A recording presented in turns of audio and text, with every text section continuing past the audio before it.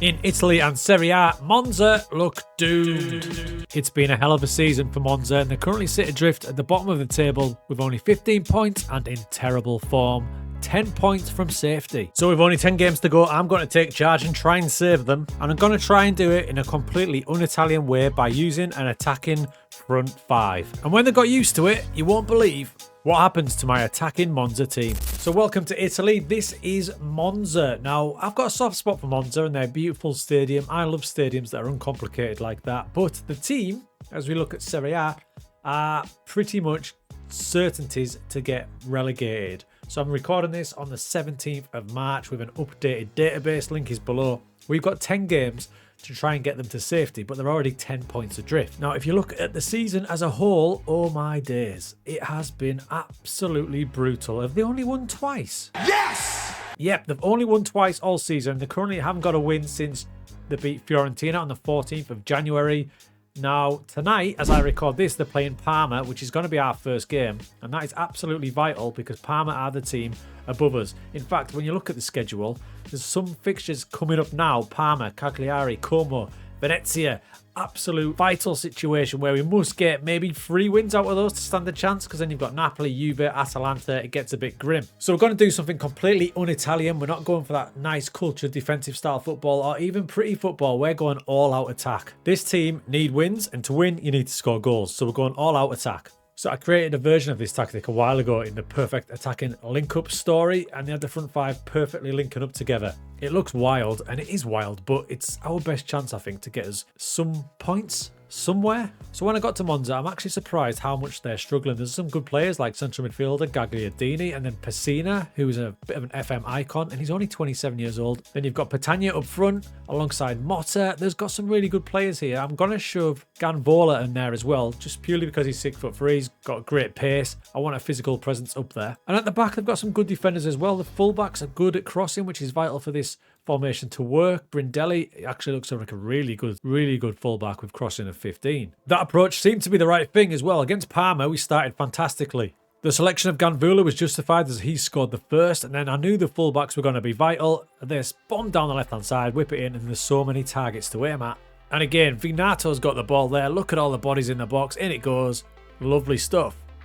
Off to the races. So team instruction-wise, we're keeping it kind of simple. It's a balanced mentality. We don't need to go too attacking, considering we've got half the team up front already. Another vital match now, Cagliari. Check out this move. So we're going to go front to back here. There's the keeper to the centre-back to the right back. Next, Ganvola is the drop-off striker, the target forward. So he drops off, meaning the 2 attacking midfielders can go past him. As he claims the ball there, Motta, the wider striker, goes wide. As he goes wide, the boys in the middle absolutely bomb into the box. He's backed up by the right back. There's Brindelli. He's got loads of options. Who's he going to pick out? He picks out attacking midfielder Vinato. Beautiful. And we carried on just like that. Mossa gets the second. Cagliari just couldn't deal with it, and we've got that height and presence in the box as well. It's another thumping 3-0 win for back-to-back wins. Absolutely loving life playing this system. That's the team I'm playing at the minute, and don't get me wrong, like Monza have got some good players on the bench. They've got Stefano Sensi there just chilling on the bench. Can't get a game at the minute because I've gone with this team. But so far we are 2 for 2, and it does mean that the gap at the bottom is now 5 points as Lecce and Verona are getting dragged into it as well. Next up was the cultured passing play of Como. Now Como have got loads of interesting players. They've been recruiting like crazy, and I wasn't sure what to expect here, but I needn't have worried. In an absolutely wild second half, we cut Como to shreds. We beat them 6-1. What a start we have had. With the other teams losing, that means we're only 2 points off here. Venezia up next, Petagna with the header. What a threat he is. So we've won 4 out of 4, which is ideal. Next up, it starts to get tougher. Our formation, up against a top team like Napoli, I don't think anyone expected a 0-0 draw. But that 0-0 draw has got us into 17th. We've got out of the bottom 3. Now, check out this start we've had. 1, 2, 3, 4, 5 matches, 4 wins, but the most surprising thing for me is 4 clean sheets playing that formation. So we're absolutely storming, but it is Juventus away next. So we fell behind, but Motta did equalise for us. But Juve did win with goals from Vlahovic and Milik. But look at the match stats. We are putting up a right fight here. But it's so tight down the bottom that it has dropped us back into 19th. And it's our 3rd tough game in a row now because it's Atalanta. It looked like being a long day as we fell behind early to Scamacca. But what I've noticed is these teams playing free at the back don't deal with us very well. And we've got so many options up front that we're just swarming the opposition. It turns into probably our best performance yet as we absolutely smash one of the best teams in Serie A. And now, folks, after just 7 matches, my front 5 Warriors have got the perfect chemistry link-up. Look at those lines. That is a beautiful thing. So Ganvula is probably the one that was a surprise selection, right? He's not absolutely amazing, but he's the link man. He's got good jumping reach, good pace. And when you pop him in there, he's the one who drops off and lets the other front 4 just bomb on. So that result, with 3 games to go, has got us out of the bottom 3. Now, next up is Udinese, which is arguably one of the easier games we've had. They're sitting in 10th. Their season's kind of over. Spoke too soon on this one. We didn't really play as well as we could, and we lose a game against Udinese 2-0. At this stage, that's massive blow. So we've got 2 games left. The next one is the crunch game. It's going to be Empoli at home. And as you can see, despite us losing that match, we are still just out of the relegation zone, thanks to the other teams losing as well. Empoli, 1 place above us. We've got to win this match because the game after that is AC Milan. So this team have played pretty much every match. My problem is now is Vinato. He's out for a couple of weeks. So I have to put a different player in him. It's probably going to be Capari. He'll jump in there. Kind of breaks up the chemistry, which is kind of annoying. But this is a huge, huge match. I made the late decision to chuck in Castrovilli into the midfield as well. He's on loan at the minute, so let's see what he can do. Check it out. So we're playing now. We've only just started, kicked off. But look how many players we've got in the opposition half. And we've got D'Ambrossi and the other centre-back, Calderola. That's it. Everyone else is just like, go. Early chance for a corner and Pessina gets it. I was sleeping, but it's 2 minutes in. An absolutely vital goal goes in. Comes from the corner, laid back to Pessina. Top boy, what a finish. Second goal's gone in. 7 minutes gone. We are absolutely swarming Empoli here. When we get the ball across there, they don't know who to mark. There's 6 players in the box. We don't win the first header, but Petagna's there to win the second. This could be my new favourite formation. It's absolutely ripping this league up to bits. Yeah, Empoli just can't get out. Every time they get out, it's just coming right back at them. And it's good to have a couple of centre-backs who are good on the ball because they're going to get loads of the ball. Look at them.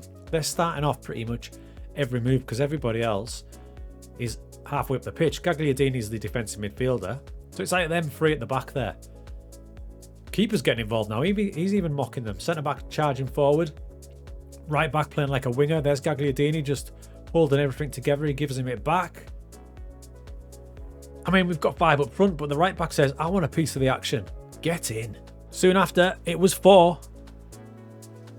Then we had to wait till the 70th minute to get our next goal, but it was Petagna again. He's such a threat at the back post. Game ends 5-1. Massive, massive performance. So that huge win puts us up into 16th, but we have played a game more than the bottom 3, so fingers crossed. If they lose, we stay up now. Cagliari and Venezia cannot catch us, so it's between us, Verona and Empoli. Now we've got AC Milan. Empoli's last game is Verona. Wow. I mean, how do I approach this AC Milan game? Because there's no point changing our approach because look what we've done. So we're not going to change a thing. I'm going to play a force on in there. I'm just really annoyed that Vinato is not fully fit because that beautiful chemistry is broken. So time for the AC Milan game. Kyle Walker down the right hand side. They've got such a good team. He whips it across and Rafael put them in front. And after 17 minutes, it got even worse for us as Teo Hernandez laid it across.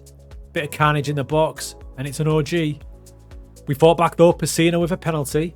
And unsung hero Ganvula scored our second. But AC Milan had scored 4. But check out the state of the match. We were fantastic. That meant it was all on this match between Empoli and Verona. Empoli were the team we just battered, and we need them to beat Verona, because if Verona win, we now go down. 24 minutes gone, Pellegrini down the right hand side, lays it across, there's Giassi. That was enough to seal the win, which means finally, we save a team as Monza beat the drop by 1 point. Finally, we have saved the club. Finally, we've saved the club. And if you told me we'd save a club playing a front 5 in Italian football known for its defending, I would have laughed at you. So we took over here at the Parma match. We ended up winning 6 games out of 10. That's pretty good form. Pretty good form considering the start of the season they'd won 2 in about 150 matches. So we eat up that 10-point deficit and finish in 17th. Go on the boys. Monza saved. Get in. Who's next?